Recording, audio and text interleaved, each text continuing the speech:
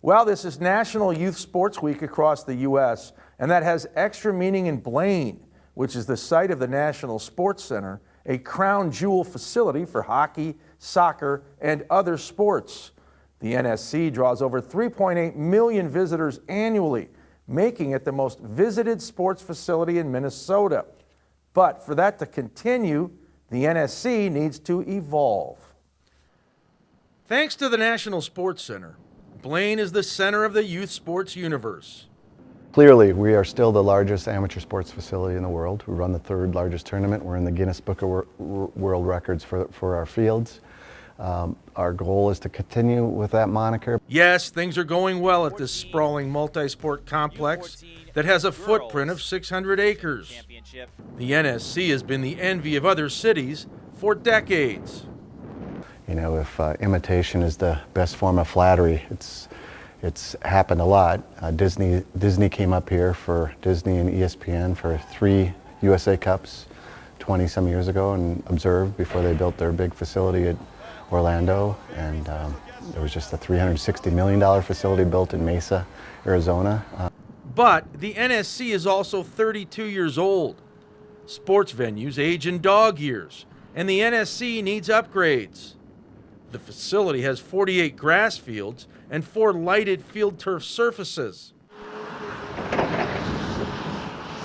The NSC is currently building 3 more artificial turf fields and eventually wants to get to a total of 20.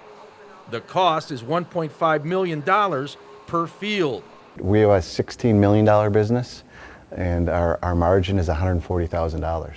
So it's pretty skinny and a little scary at times. The bar has been raised for youth sports facilities, and the NSC needs to keep up with the competition. We have to make it work, so we sort of have to figure out a way to have this mix of running tournaments, running events, and rentals. In August, the MLS All-Star Game was played in St. Paul, but the NSC missed out on an All-Star related tournament because the venue did not have enough field turf surfaces.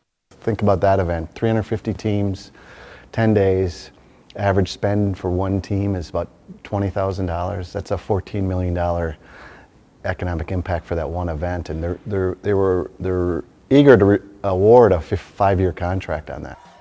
Despite losing out on the MLS tournament, the NSC still has a signature event in the USA Cup.